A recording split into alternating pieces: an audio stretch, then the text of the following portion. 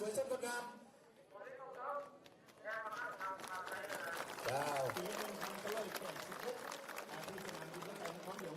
ตามทรงเวลานี้นักโดดยกของกองทัพอากาศกองทัพประชาชนลาวได้อย่างสวยสดงดงาม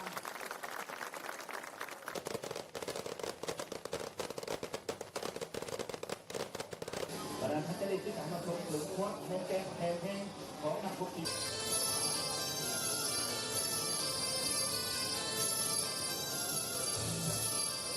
ประธานกำลังติดตามความชมในขณะนี้แม่เขา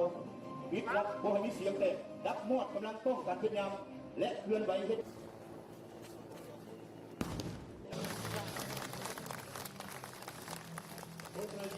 แม่นบนบัญชากุ้งยึดอาวุธผิดกฎหมาย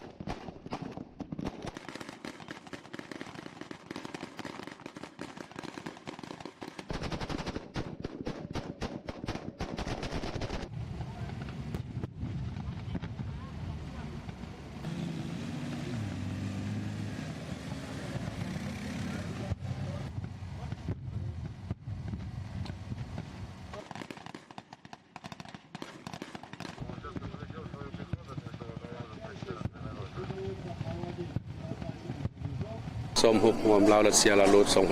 2026รู้สึกเป็นเกียรติและก็ภาคภูมิใจที่สุดที่ว่าได้เข้าร่วมจัดตั้งสมรวมลาวรัสเซียในครั้งนี้โดยเฉพาะการเข้าร่วมกะเกี่ยมทางด้านเดินในกับฝ่ายรัสเซียและการประสานงานการบัญชาร่วมกับฝ่ายรัสเซียถือว่าเป็นปัญหาที่ว่ามีความสำคัญที่สุดซึ่งพวกเราสามารถได้รับบทเรียนเนาะถอดถอนบทเรียนนำเพื่อนแล้วก็ได้รับบทเรียนหลายด้านโดยเฉพาะเป็นบทเรียนอันใหม่ที่มีลักษณะทันสมัยซึ่งสิ่งเหล่านี้นี่จะสามารถช่วยให้เฮานี่นำไปหมุนใช้ในเวียกงานอบรมของพวกเฮาแล้วก็คือเวียกงานสู่รบของกลุ่มกองพวกเฮาให้มันดีขึ้นเนาะให้มีความทันสมัยและรับประกันในการ